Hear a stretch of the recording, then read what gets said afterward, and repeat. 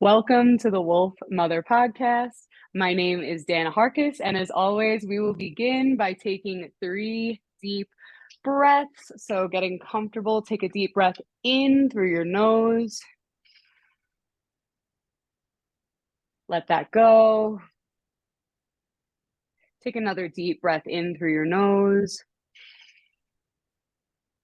Let that one go.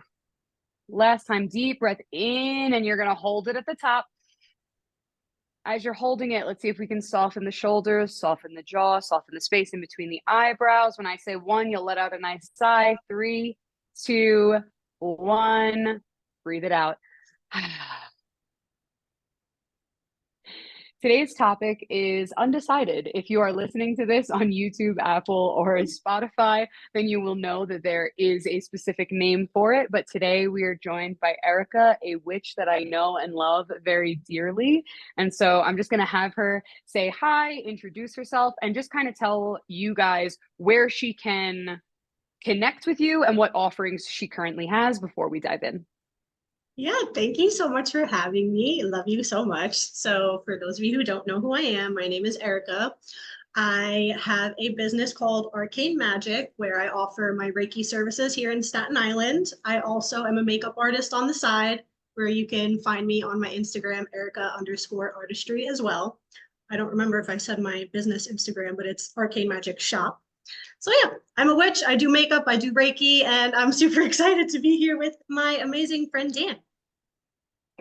Yay, thank you so much. And before we dive in, for those of you, you probably know who I am right now, but I'm Dan, and I love Erica, and I've connected with Erica in many different ways, and it's been a beautiful journey to get here.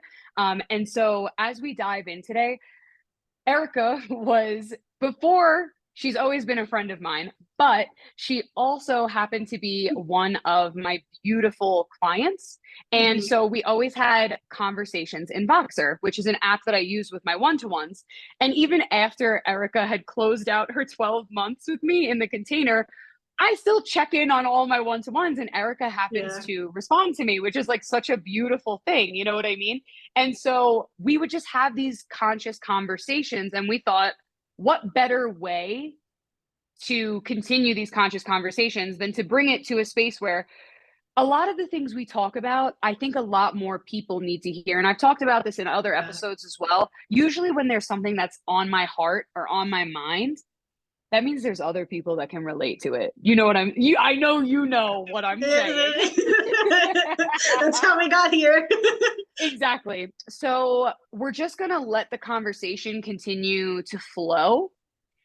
But the first thing that I actually really want to start with today is the oversaturation on the internet. Is the TikTok and the internet like witchy spirituality realm. And for me, that's even like the plant medicine spaces that are on the internet, because those are the communities that I run in as well. So I would love to know what your initial thoughts were when TikTok kind of started to rise and you started to see maybe certain practices that you already like you knew existed, but then saw them like very differently or saw them kind of shifted. So I'm going to start out by saying everyone, of course, is going to have their own individual practices, and that's a beautiful thing. Everyone is allowed to do what they want to do in their practices.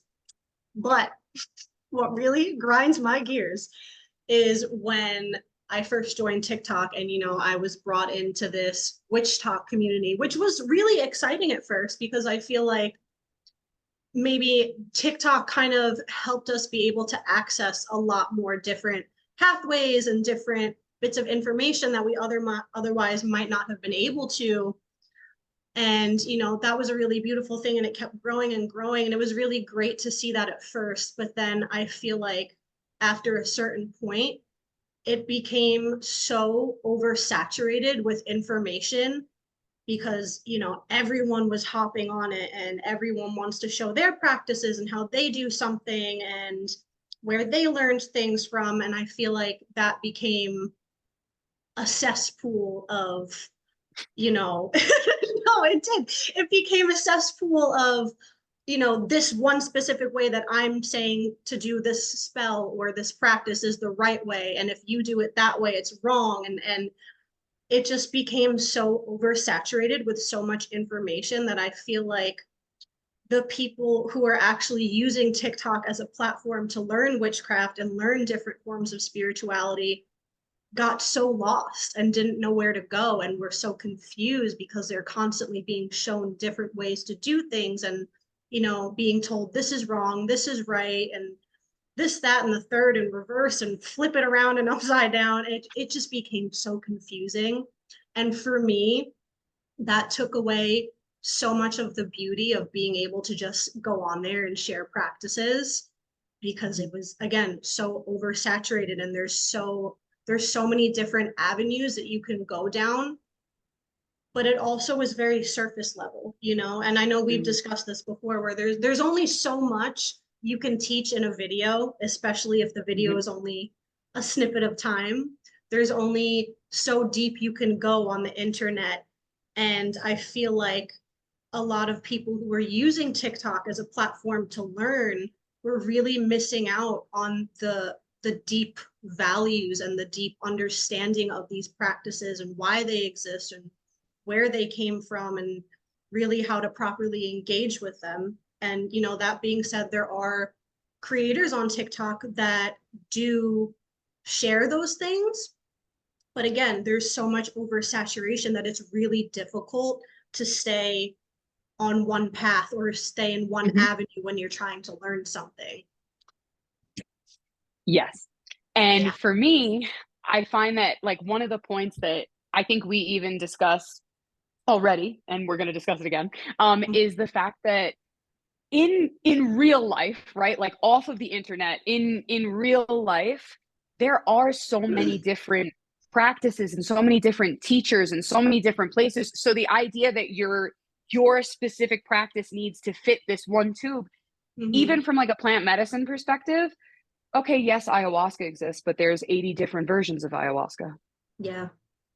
There are, and all tribes do things differently. So when you meet one maestro, he might do it different from the maestro that lives down the block from him because that's not the lineage that he was passed down. But he's not going to say to that maestro, you're fucking doing it wrong. He's going to respect him and saying, okay, this is how you learned from your teacher. Okay, I understand. And on the internet, there's this very like clear divide. Yeah.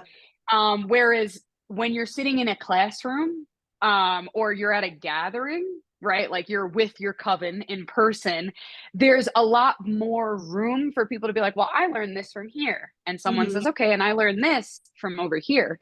But that actually leads me into another point that I was going to record this specific podcast, like a shorter podcast by myself. But I thought, no, I feel like this goes along with the TikTok internet realm and the oversaturation is two things. One, just because everything can be content doesn't mean everything needs to be content. Yeah. That's one. And then the second part of that for me was also, you don't need to consume everything you see. So just because it is content and it's on your feed doesn't mean that you need to take it into your energetic field. So to put it from like a practitioner perspective, where both of us have businesses, and I'm sure you've seen this or experienced this over time, I used to record like all my practices. Like when I first realized like, oh my God, everything can be content. I have to record myself meditating and then doing breath work and then at the fire and then doing yoga and then like I felt the pressure to produce and produce and produce because there are accounts that produce and produce and produce. And it's almost like on the internet, it gives you more credibility the more you produce. When in reality, you and I both know that doesn't necessarily mean fucking jack shit. And it also takes away so much of the authenticity of the practice that you're doing, not even for the audience, but for yourself. When you feel that pressure to constantly record. Like I know Alex and I, at a point, for those of you who don't know who Alex is, she's my business partner for Arcane Magic. We love her. For when Alex and I were first starting Arcane, at a point we had a schedule where we were posting every single day. I did one day, she did the next, and vice versa. And it got to the point where we became so burnt out trying to think of things to post that we became disconnected from our own practices because it went from we're excited and we want to share these things with our audience so they can learn and adopt some of these practices to, oh my God, like I have to record something today, and I have to show my spiritual practices to our audience, and if we don't, then we're going to lose our followers. And it just Mm, became this act of, like, we just felt so about it, yeah, and I know yeah. you could relate to that in a lot of ways. And it sucked the life out of our practices, and it sucked the joy and the value out of the practices that we were doing, and the things we were trying to learn, because we felt like we had to. And Hmm. it stopped being that we want to, and that we felt like we had to. Yeah. Yes. So that was even something that, because I feel like that goes in with the over saturation of Mhm. what's on the internet, is because I know this also from my own perspective of taking different types of business classes, courses, workshops over the years, is that they kind of like force that onto you almost a little bit, like, oh, but you Mhm. work in spirituality, like all of the things that you do. I struggled with that when it came to going out on fucking walks. Instead of taking a Mhm. ton of pictures of flowers because I wanted to, I was taking pictures of flowers and other things because I'm like, oh my God, like I need to have this. And I Yeah, still like I could struggle use with this for that till content. today. Exactly. I still struggle with that when I'm like, oh my God, this is when the mountains, when it's sunset here and the mountain set, it's like unbelievable. Like the phone can't capture its beauty. But I'm like, oh my God, I should be getting a video of that because I can totally make that into content. And I have had to like really hone in on myself and be like, but you can just enjoy that. Not everyone else needs to enjoy that. So that also leads me to that other side of like, you don't need to necessarily take in all that content. I Mhm. get a range of clients. We get people, even so, me privately, but also us for the retreats. We get people that are like, have never even smoked weed and are coming to sit with ayahuasca with us. Wow. So, like, brand new. And when it comes to my one-to-ones, I have people like you that are definitely seasoned practitioners in their own sense. And then I get other people who are like, yeah, I've like heard of the word Reiki because I saw it in a YouTube video, and they have no idea what else it is. So I see like that big range. And a lot of times it's usually the people that are just starting out. They want to suck in everything like a sponge. Mhm. They want to take in all the content. They want to watch all the videos, but it can be Yeah, really because there's so overwhelming when you're, much to know. there is. But Mhm. also, I think we were lucky because we didn't have the oversaturation when we were Yeah. starting out. Um, I had my first like spell book that I didn't really properly know how to use when I was in elementary school, but then I got into all of my practices when I was in high school. And I definitely know you were diving in by the time we were in high school. Yeah, like eighth grade, freshman year is when I kind of started. Yeah.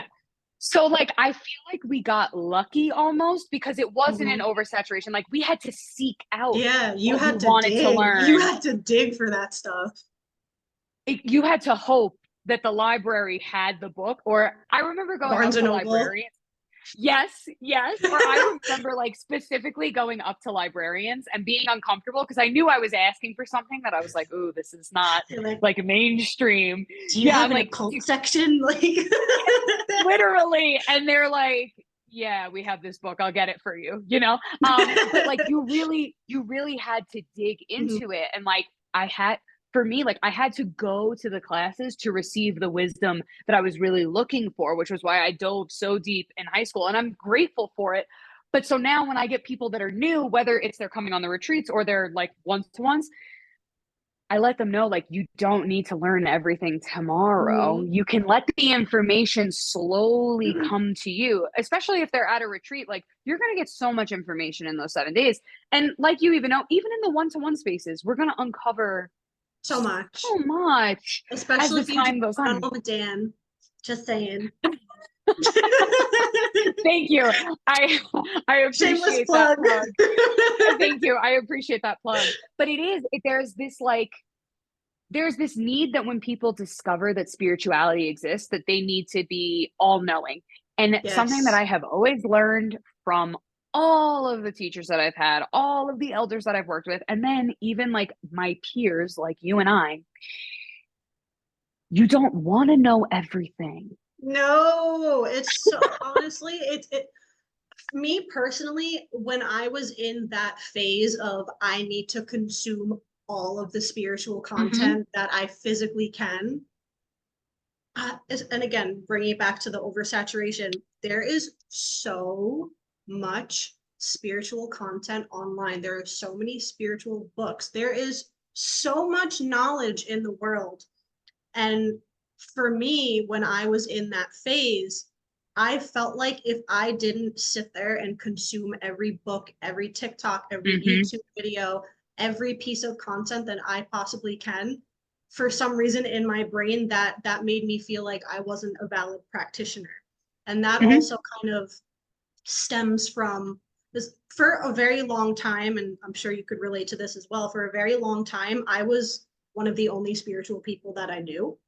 I was the only witch that I knew, and everyone kind of looked at me at this as like this all-knowing magical guru that has all the spiritual answers in the world. And I was not at all, but I felt like I had to be. And I felt like there was so much that I don't know, that if I didn't learn it all within a week or however long I made myself think in my brain, that I wasn't a good witch, or I wasn't a good practitioner, or I was invalid in my practice because I don't know everything. But the reality of the matter is, you're never gonna know everything. And like you said, you don't want to know everything. There's too much to know and your brain will explode.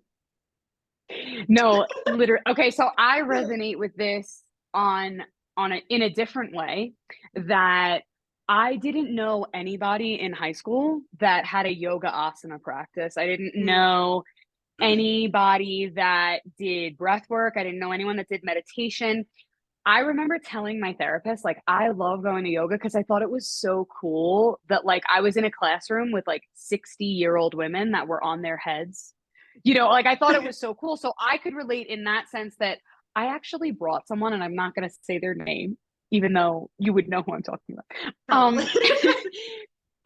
Because for those of you that don't know, Eric and I went to high school together. And so I brought somebody that was a close friend of mine to a yoga class one night, and I think we were juniors. So I had already had my practice for 3 years. I was so fucking embarrassed. She laughed the entire. If you ever go to a yoga asana class, like, you're not sitting there like talking to people. Yeah. She was like your typical, like, and I understood why when I originally started going to my classes, that they were like, oh, like, you're so respectful, you want to learn so much. And I would ask my teacher if there was anything that I could do before the next class. And she laughed the entire time. And I remember when we left, I was like, I will never ever bring you to another yoga class with me. And she was like, oh my God, why? Like, everybody was taking it so seriously. And so I had that experience where it wasn't really like nurtured.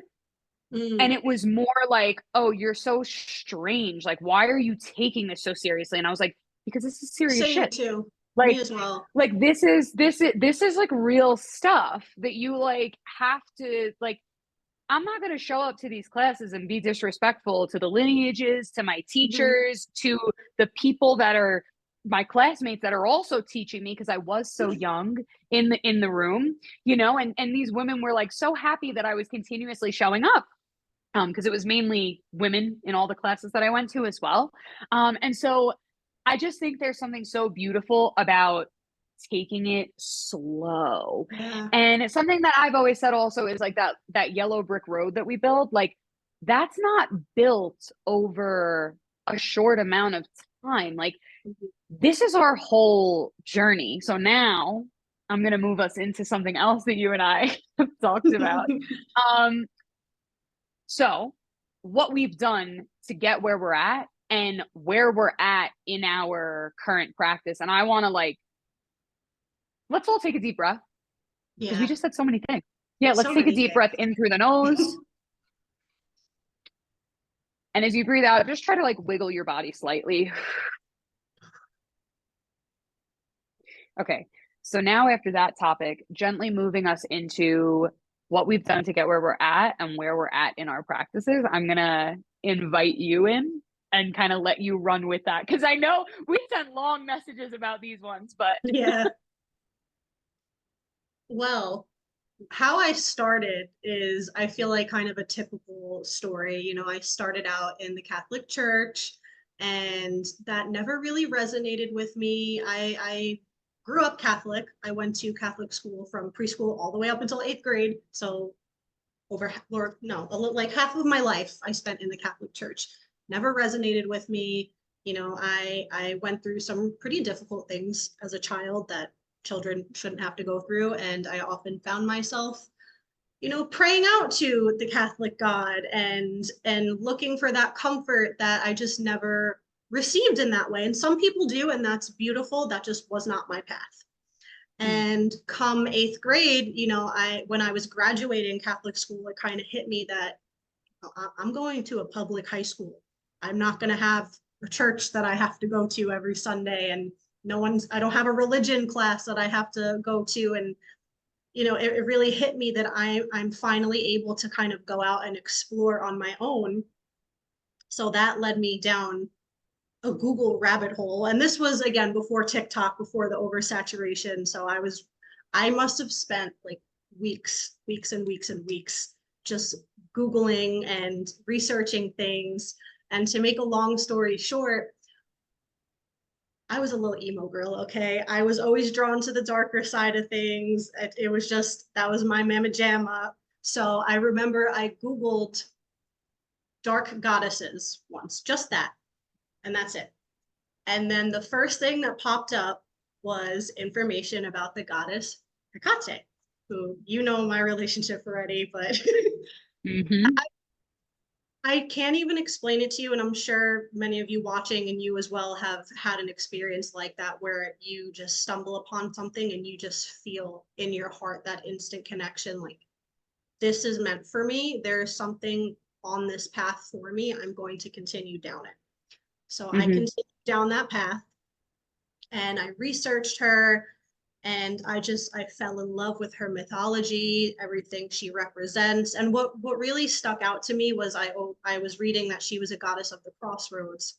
And even as a youngin, I always found myself at a crossroad in my life. Like, I was Mm-hmm. always stuck in some liminal space between a rock and a hard place. And that aspect of her really spoke to me. And 10 years later, actually more than 10 years later, Yeah. she is still the main deity that I work with. I have a beautiful tattoo of her that I would love to show because she's just so Mm-hmm. gorgeous. Um, but really, my path really started deepening when I found my connection to Hecate and just uncovered so many of her mysteries and her guidance. And I was actually thinking about this last night when I was kind of mentally preparing myself to have this conversation. That feeling, I hear so many of my Catholic and Christian friends talk about, like, that deep, intense love and connection that they feel towards their God, and Mm-hmm. that all-encompassing love that they have for him. And that's something that I so deeply feel for Hecate. And I say it all the time. She's not just a goddess to me. I view her like my mother, which, you know, even if you fall down a TikTok rabbit hole, people might have something to say about calling her a mother too. But I've always viewed her like that. She is Mm-hmm. so like a mother to me. And that connection, that feeling that I was longing for within Catholicism, I really found that within her. And that's something that I've maintained even when all of my other practices went to absolute shit, which is another conversation we've Mm-hmm. had a bunch of Yeah. times. No matter how disconnected I am to my practices, to witchcraft, to spirituality in general, she has always been a constant for me. She has always been my rock, my motivation, my driving force. And I'm looking to the side because I have her altar set up over here. So she is my anchor to my spirituality. And Mm-hmm. even when I'm in a state of not knowing where I'm gonna go, she is always that torchbearer for me, which is another aspect of her. She's always that torchbearer for me, and she is that gatekeeper for me to open the doors to where I'm supposed to go next, and use that torch fire to guide me further along my path. And here I am over 10 years later, still loving on my mama. Yes. Thank you for sharing. That was so beautifully, like, well said, like, well put. And I have had the opportunity to really obviously work with you in a very close Mhm. knit container. And so I've got to see the relationship that you two have, and it really is so beautiful. And I think that a lot of people, whether they can resonate with something being that or not, I think all of us strive to find something like Mhm. that. Like, I think all of us strive to find something that is our anchor. And I do think that spirituality overarching can be that. Religion can be a beautiful thing, but a lot of Yeah. people have so much trauma from it that usually people need to take the step back from it. But spirituality, just overarching, it just really allows us that opportunity. And it's funny, when you originally started talking, I immediately just like had a moment of thinking about your dad with like a blue or green candle. And I don't know, Do you know the correlation to those colors? I don't I know if I've ever don't, but mentioned that. I Those are I his two feel like favorite I should. colors. Okay, yeah. So that just Yo, as soon my as you guys, started for talking, whoever's watching, my dad, he's passed away. This man loves her. Never met her in our waking life, but like he is so present with her whenever we talk, and it's so yeah, funny. Like I he think he that's so is, funny. and he's like a very, like, I don't, and this is the thing about this work sometimes, that like I don't know if you can resonate with this. I don't always necessarily say that I do that type of stuff. Yeah. I've more recently started like saying it much more, that like, yes, I can talk to dead people. Because I feel like people think it's like so wild and such like a crazy idea. And I'm like, for me, that started at 3. So that was the Oh age where yeah. that started for me. So like, it's not that crazy and far out. But yeah, I mean, you're immediately, as you started talking, that was his presence, and then a candle that was blue and green, and I was like, okay, I'll let Mhm. her I know. have a green candle for him upstairs. Maybe he wants a blue one now. You know, I'll get you a blue one for Father's Day this Okay. week. So thank you so much, for sharing that. And so, like, for Yeah. me, where I can resonate with that, like what we've done to get where we are, and kind of like where we're at in our practices. When I was 3, like I just said, was when I started being able to connect with the dead. And the reason why I know I was 3 years old was because my parents were the ones that realized that I was having conversations out loud, and it wasn't just like babbling like a child. They were like, you were answering questions. Like, it was obvious that someone was responding to you because you kept going, and the conversation progressed on and on. So as I got older, that continued with other relatives that had passed on, and me getting angry at my parents for not setting placemats for people that were in the room, for dinner time, little things like that. And then I feel like it really, like, my ability to talk with the dead kind of like closed up as soon as my bleed started, which was at 13, which is very interesting.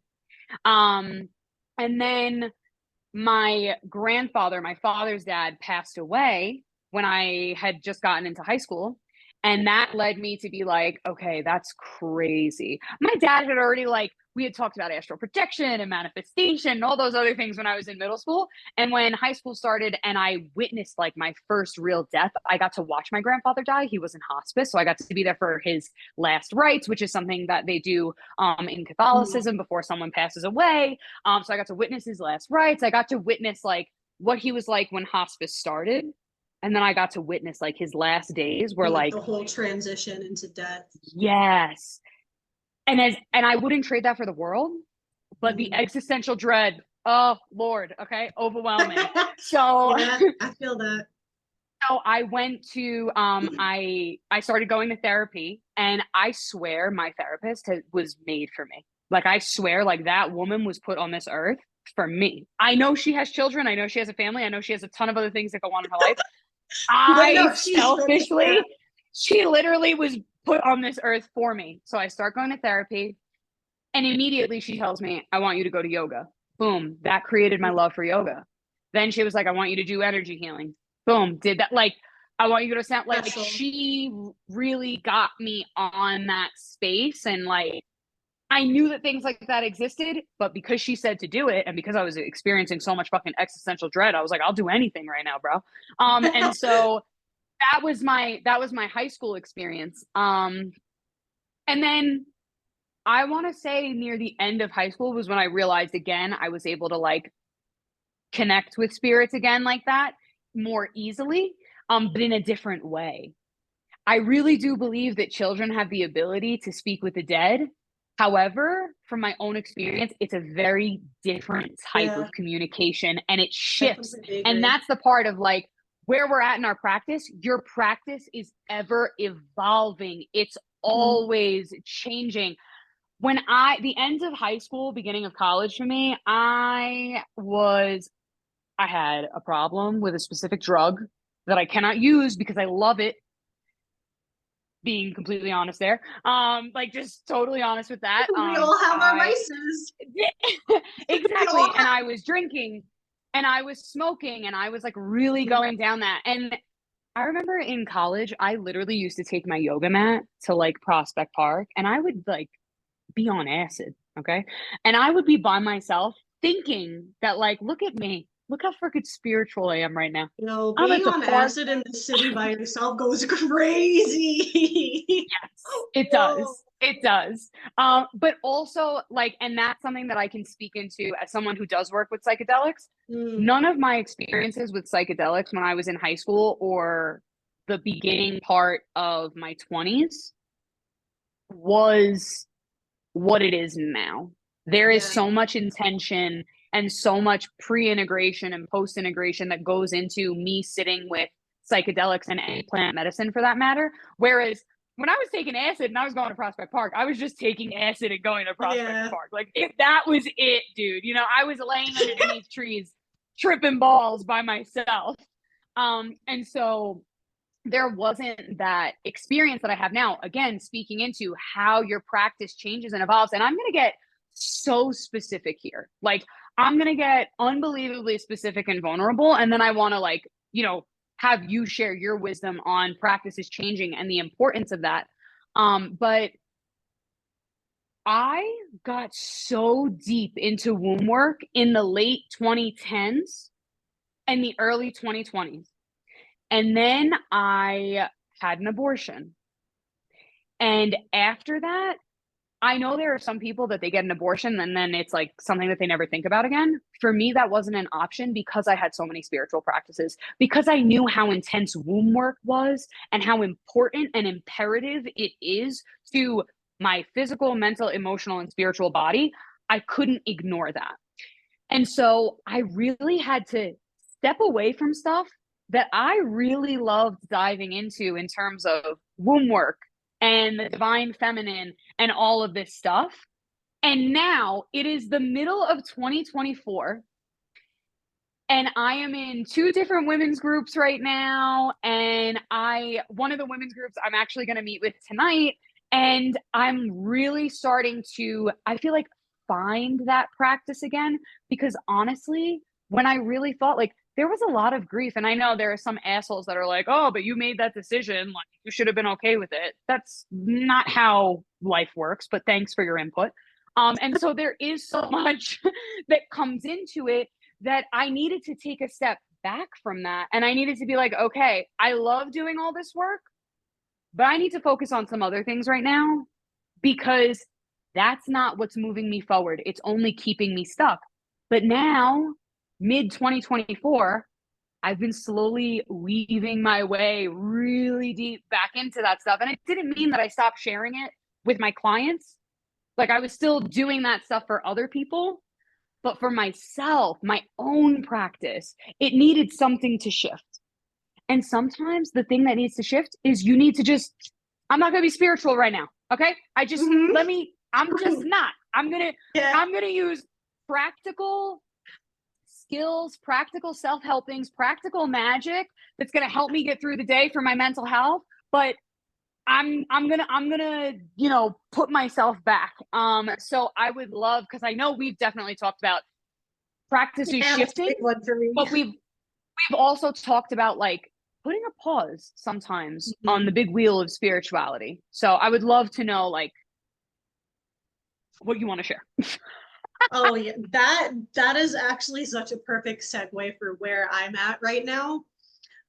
I know when, oh yeah, while we're in the middle, Corvix, we love you. I know. Thank you so much for being here. We do love you. Yeah, Um, that means so much. when you and I were working together a lot, I'm sure you remember a lot of the work we did was bringing me down, like not bringing me down, grounding me down. I spent so much time floating in the ether realms, just Mm, being anywhere but here, anywhere but present. I would say I was too deep into my practices. And there is mm, a such thing as being too deep into your practices. mm-hmm.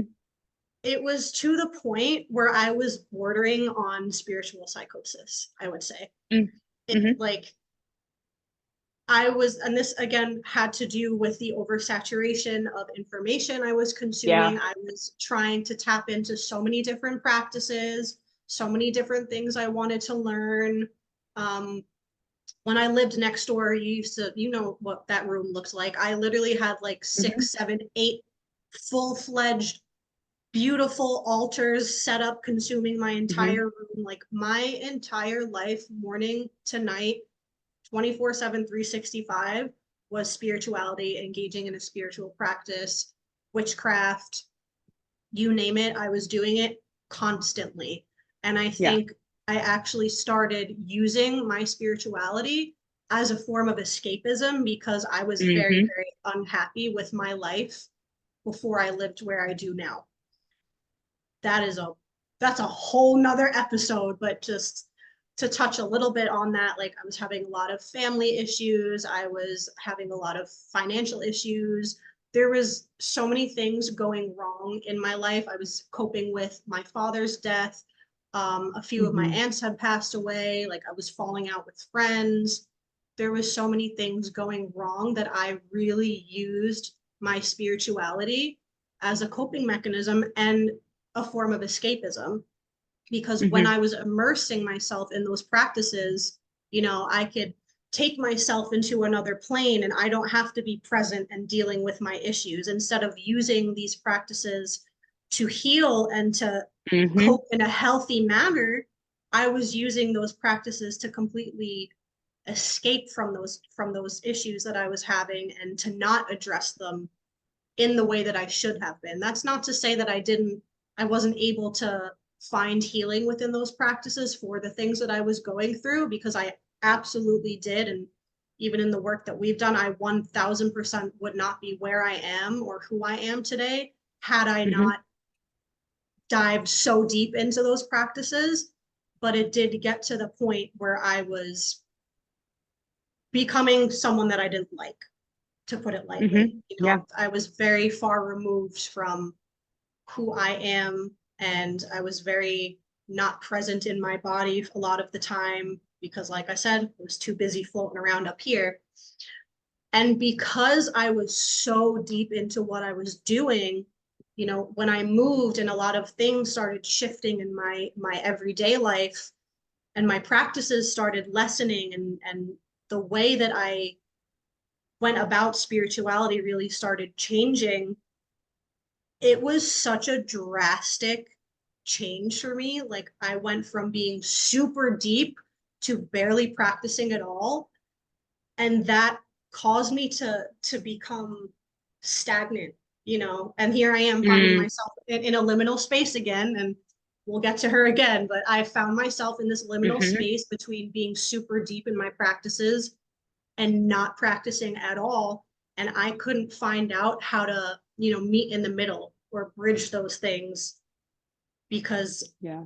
I didn't know anything different. It was either you're super in or you're not at all. And I drilled that into Mm-hmm. my own head that if I'm not so deep into what I'm doing, then like, what are you doing Mm, it for, And it really took me months of just doing nothing to really understand that there's something so profound and so beautiful about stillness and doing nothing at all. And I feel like mm, Dan from last year would literally give me such a round of applause in our sessions for saying that, because you know better than anyone what a struggle it was for me to just sit and be still. Mhm. And Corvix, I know you relate. And just find the not only the beauty, but also find the spirituality in stillness, Mm. and find the Mm. spirituality in doing nothing. And, you know, for the majority of this year, I really haven't done anything super spiritual to what like Mhm. former Erica would sit there and say is a spiritual act. And to be honest with you, I feel so much more comfortable within my spirituality. And it's become so much more practical for me. Like the way that I approach Mhm. my spirituality is so much more realistic and attainable for myself and the goals that I Mm. have for myself in spirituality.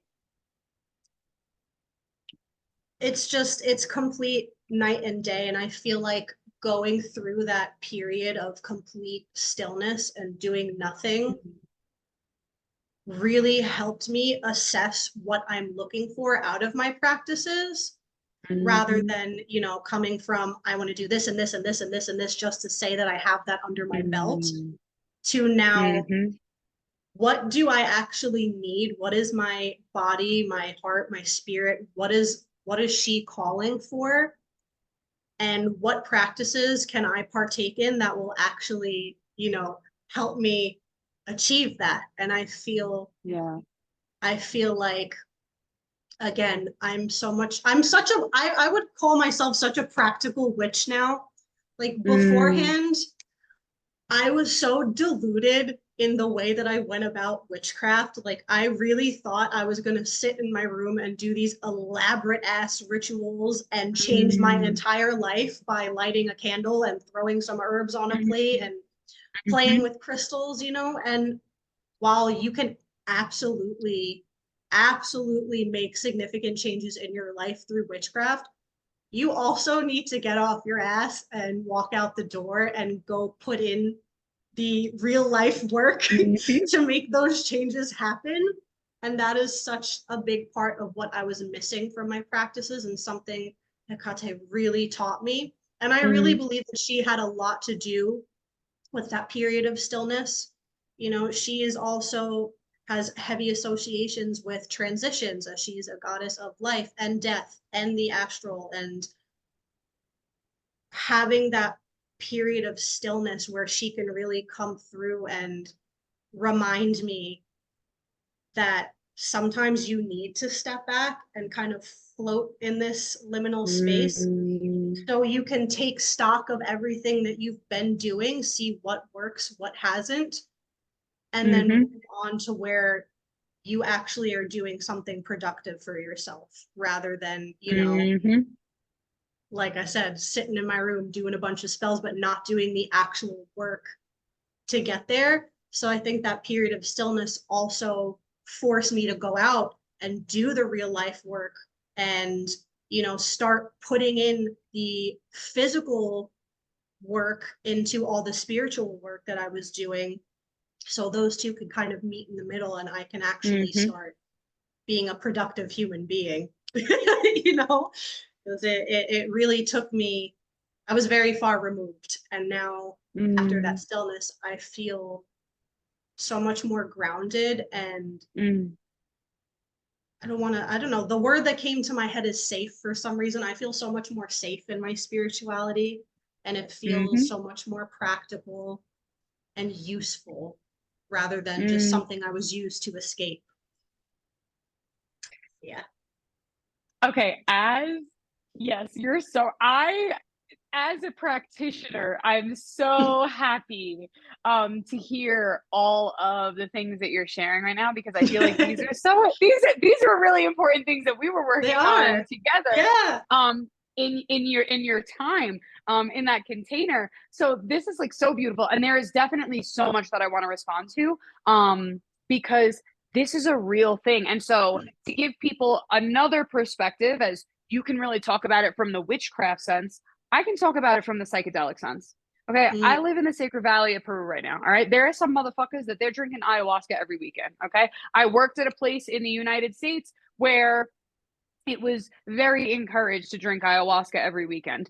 That puts you into a space where you're never in your body. And there are some people that are like, mhm. no, like it really connects you to your body. Not if you're using it that fucking often. If you're Yeah, constantly using plant medicine or psychedelics, it's an escape. You're not actually utilizing those things for what they are at their core. They're just becoming something else that creates noise in your life.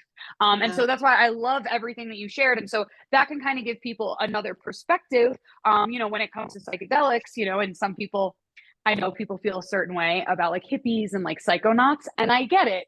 The people that like to use psychedelics all the time, it can be annoying to talk to them because it's like you're not even talking to a real fucking person. Mhm. Like I know I make it as like a joke, but I mean it. When I meet spiritual people and they only use fluffy spiritual words with me, like Yep. ascension and like all of that shit. When Mhm. is the last time you went to the grocery store? What was that experience like? Have you bought gas recently? What do you think about gas prices? Like, I want to know about the real things in Mhm. your life. And that also leads me to the idea of when you said like practical magic, but also just like practical practices. So Yes, I'm gonna plug Dylan right now for his integration because as you Dylan's should. integration is like the least spiritual integration I have ever experienced. And so when we say integration, I'm talking about it like overarching psychedelic integration. That's how Dylan got started. He was leading psychedelic integration circles. But we have people that don't do psychedelics that join us because again it's not this like spiritual integration, it's a very practical day to day. How is this going to make your mental health feel better? Because the reality is most of us come to experience spirituality because mentally there is turmoil, and we Mhm. want these practices to help us with that turmoil that we're experiencing. So when you find places and people that, yeah, like they kind of talk about spirituality, but they're very like, these are practices that you can do every day. And it doesn't require you to sit in meditation, do breath work, buy a candle, anoint the candle. You don't need to have a big bonfire outside. Listen to those people because they got fucking wisdom. So Yeah, that you need also then when nothing you but see, yourself. Nothing but mm, yourself. And so we've that's had what this conversation so many yes. times. So that's going to lead me into you had shared with me something that I teach very often are somatics, somatic Mm, practices. And at the end of the, not the end, maybe at the beginning of what yoga is, I feel like people don't understand that yoga asana is a somatic practice because it's a mm, body movement paired with a breath. That yes. is why it is so fucking powerful. But over the years, I have taught much more in-depth somatic practices, whether it be in one-to-ones or like, in classes and stuff like that. Because the reality is when you understand the role of somatics, all you need is you. All you need is you Mhm. inside of your body. That's the whole point. When we have mental turmoil, we want to get back in the body. The more we can get, it's going to be uncomfortable at first. And I think that's why people ignore it so much and push it Yep, off because it until feels the last uncomfortable. thing. Exactly. We're not, our society isn't teaching us that being in our body and feeling our feelings is the right thing to do. It's Mhm. our society is a little bit not a little bit, Disconnected. it's very much so distance yourself from those types of things because we're Yeah. much more easily malleable. Mhm. We can be easily manipulated if we aren't inside of Yeah. our bodies. When we think with our logical minds all of the time, we're a lot easier swayed. Instead of when Mhm. you're inside of the body, you're a little bit more willing to be like, I need to take a second to actually think about this. And then if you really think about it inside your body, a lot of times it's usually, no, this is not something that I want, which is so beautiful. So when it comes to somatic, something that you had shared with me was the practice that you feel like has really never left. Mhm. That is a somatic practice, which is your wild dance practice. Mhm. Movement, baby. Look how beautiful that is. Like that is something that I think inherently people feel like, oh, that's not super spiritual. Like when I do the wild But dance it classes, is. It's yeah, so dude, it's good. amazing. It is, it allows you to, the last wild dance class that I did, I took everyone through the four elements as emotions. Mm, So yes, it still had that aspect of spirituality, but even if I didn't do that and I just guided you through those movements, you still would have felt your body moving stuck energy, even if you're not in tune with your body enough to know that the energy is moving. And that's why I think those classes and somatics are so great because you don't have to be in touch with your energetic body to know that something's moving. Just sometimes people in their share afterwards are like, I came in here really aggravated and tense, and I don't know why, but I feel a lot better now, and I'm ready to go mm. on with the rest of my day. Like, yes, you yourself are the magic. Yes, yes. I love that phrase. I love that phrase.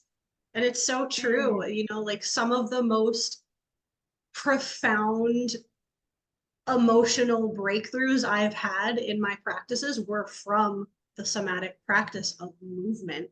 And Hmm. again, two things have always been constant in my practice. That's Hecate and my dance practices. And they are so intertwined. And I love doing it with her because she's also really great for helping move the emotions and transition through emotions and really understand them and yourself. So I love that's actually my favorite thing to offer her as a deity is my Mm. movement and my emotions because I so often I use emotion as an offering and I think it's Hmm. so underrated and potent just to watch how those emotions can be alchemized during that practice. And it's one of my favorite things in the world. And actually, I didn't even realize it was an actual practice until like it's something I've always done. And then when we reconnected in high school, which is also funny that we both were going through that in high school and we were literally in the same chorus class and we very well could have been like but we had no Hey, idea. We had no idea we're in the same room, but I never realized it's an actual practice and it really deepened for me when I saw you do it and share it on your platform. So a quick thank you for that because it's so potent and beautiful and transformative. thank you. And I owe it to a teacher that I had, Michelle. Shout out And Michelle. shout out Michelle. And she was like from the UK and she was a dancer originally. And I just happened to stumble upon one of her classes. And I was like, whoa. And I messaged her and I was like, dude, like Whoa, that dude. was crazy. Yeah. I was like, can you share other teachers and other accounts that I can learn from or that I can dive into? And she sent me a plethora of people that she was like, follow these accounts, go to these people's classes, all this type of shit. And it made a huge difference in my life. And it's Mm. still, and you know what? Ooh, I didn't know I was going to talk about this, but I feel like this is important to bring in. As we said, there's two things. There's something, okay, let me resonate with that first. You said emotion and dance as an offering. Mm. I do that with my ancestors all the time. So Damn. both of my grandfathers are passed on, and one of my grandfathers, Lou, is a very old. Well, he's passed on. But like Damn. imagine in your mind like old Italian man, like small old Italian man. All right, yeah, yeah, Yeah. like exact like leather looking skin, big nose. Okay, that's exactly what we're going up against. Okay, so She said so leather looking skin. Oh, yeah, sorry, Lou. the man would not stop uh tanning. We were like, you can't Oh, keep doing this. And he loved the sun. He was a sun worshiper. If anything else, that oh, man, he's the reason he taught me to garden. He taught me the oh. importance he taught me the importance of talking to your plants Mm. and how they will grow more and they'll stay alive longer if you just talk to them. So as we say, it You always know, say, my do not grandpa was accuse a me. florist. No, I didn't know Yeah, that. Flippy was a florist. So you know what? They're probably Oh, gardening together. they're doing something. Here, Yeah. you can go outside. Go outside. And so with Lou, I have created this practice over the last few years where I'm like, all right, and I'll put on like Italian folk music. Same. Same. Oh my God, you do And, the tarantella. and it is just such a beautiful way to Mhm. allow them. And I guess like maybe it's easier for me because I can connect and talk to them and like to see and feel their smiles, to see and Yeah. feel their love, where they're excited to see you. And listen, I've talked about this on my platform. We don't have to get into it right now. Not all of your ancestors love and support you. Know that, but Fact. that's That's a whole fact. conversation. We can have that That's another conversation another episode. day. Dead That's a ass. So whole fact. but if they do love and support you and want to be there for you, like those little things where people like Mhm. recently, I don't know if I made a an offerings class for the membership that I'm a co-teacher in. And one of the things I said was like, you could go on a 10-minute walk and that could be an offering. Mhm. Like these beings don't get to exist on this ground, on this earth. So the fact that you would say like, I'm going to take this 10-minute walk for you. Touch the Yep. soil, touch a rock, touch a flower. They don't get that experience. Like you're doing it in their name. Like they know that. They Yes. feel that. Whether it's an ancestor or a deity that you work with, like they feel and experience that. And there was something else. Oh man, that I was like, oh, I didn't think I would. Well, nope, never mind. I'm gonna let it go. And if it comes back in hard, then I'll know that we have to go in it because it's getting into spaces that are heavier types of topics. Okay. You know I'm gonna That Voxer you about this. like I feel like I want everyone listening to this to, because I feel like there are going to be some people that are more experienced that maybe Mhm. would want to hear those things, but I want to get feedback first on like Maybe we need to what do a part people. two. That's what I'm thinking because you are an experienced practitioner and you have so I'd much to love to. share. And I feel like we should really leave it open for after people listen to this. Like, I want to invite you to sit with your journal. Journal Yes. what comes forward for you. And like, what other questions do you have about the things that we've really spoken about today? Where do you feel like maybe you need some direction? Mm. And then if there's anything else you'd like to share, and then I have a closing question for you. So if there's anything else you want to share into this space, by all means, you can share. I feel like we should cap it here. I am so down for a part 2, 3, 4, 5, 6, 7, and forever on. Because I feel like there's so many things that you and I can go into, especially for the more advanced practitioners. So Mm-hmm. I would love to hear your closing question, and I would definitely Yeah. love for everyone watching to kind of sit with what we've said and, like she said, jot down anything that comes to your mind and give us feedback so we can, Yeah. do something on the next one that is tailored to what you guys want to hear about. We could yap, like we got a lot to We say. can. We And can. you should see our Voxer thread. Oh, it's so bad. It's so bad. It's like 40 minutes in one message. Yeah. So let's all take a deep breath in. Let it go. And so, Erica, my closing question for you is I really want you to just like tap into your heart space really quick. Let that line run up into your mind and down into your womb space. And if there's any word that's sitting upon your heart that all of us can send a prayer to, an energy for you, just let us know what that word is. Discipline. Discipline. Yeah. For myself, but also for all of you in your spirituality, because Mm.